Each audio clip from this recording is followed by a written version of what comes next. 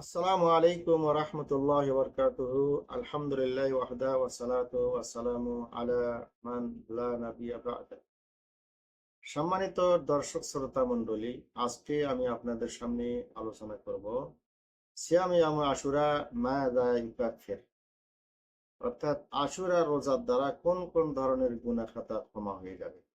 আমরা আলোচনা শুনেছি বা আলোচনা করি যে আরাফাতের রোজার দ্বারা আল্লাহ রাব্বুল আলামিন ১ বছরের আগের এবং পরের মোট ২ বছরের গুনাহ খাতা ক্ষমা করে দিবেন এবং আশুরা রোজার দ্বারা অতীতের ১ বছরের গুনাহ খাতা আল্লাহ পাক ক্ষমা করবেন। তো এই যে গুনাহ খাতা ক্ষমা করে দিবেন, এগুলা কোন ধরনের গুনাহ?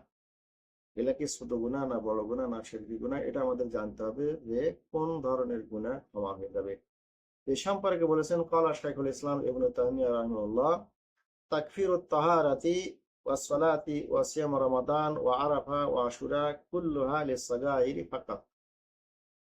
শাইখুল ইসলাম ইবনে তাইমিয়া বলেন যে তাহারাতের দ্বারা যে গুনাহ মাফ হয়, অর্থাৎ ওযুর দ্বারা যে গুনাহ মাফ হয়, নামাজের দ্বারা যে গুনাহ মাফ হয়, রমজানের রোজার দ্বারা যে গুনাহ মাফ হয়, আরাফাতের রোজার দ্বারা যে গুনাহ মাফ হয়, আশুরা রোজার দ্বারা যে মাফ হয়ে যায়, এগুলো সব হচ্ছে শুধুমাত্র সগীরা গুনাহ। সগীরা গুনার দ্বারা আমলের দ্বারা সগীরা গুনাহগুলো ক্ষমা হয়ে যায়।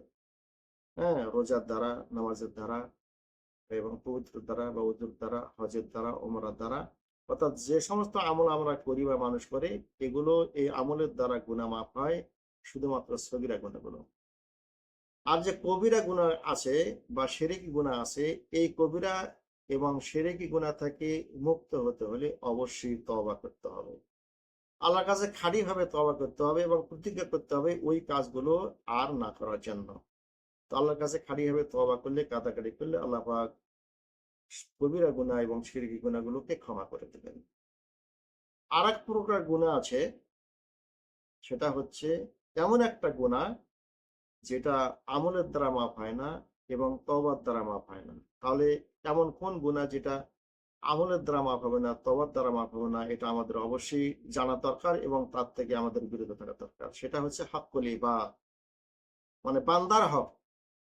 বান্দার হক যদি কেউ মারে, কারো কাছ থেকে যদি কেউ কোনো মানুষ চুরি করে টাকা নেয়, ডাকাতি করে নেয়, ছিনতাই করে নেয়, জমি দখল করে নেয় বা ধার নিয়েছে, করজ নিয়েছে, ধার নেওয়ার পরে আর সেটা আদায় করে নেই, দেয় নাই।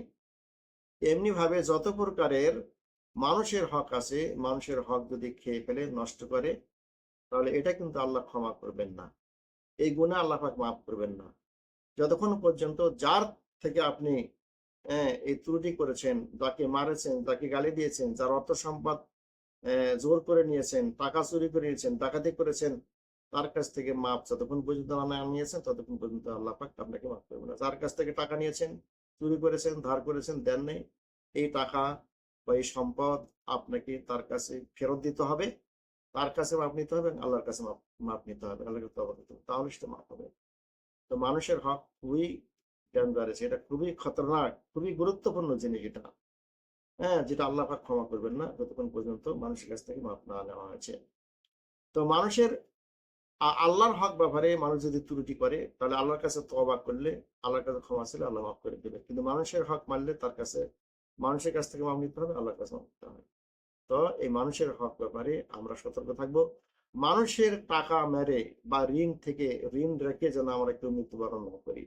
পরিপূর্ণ মুসলমান হয়ে, নিষ্পাপ হয়ে যেন আমরা দুনিয়া থেকে বিদায় নিতে পারি, সে তৌফিক যেন আল্লাহ পাক আমাদেরকে দেন এবং আমরা যেন কারো অন্যায় না করি, কারো টাকা পয়সা মেরে না খাই, কারো হক না রেখাই, হক না রেখাই, সেই তৌফিক যেন আল্লাহ পাক আমাদের সবাইকে দেন।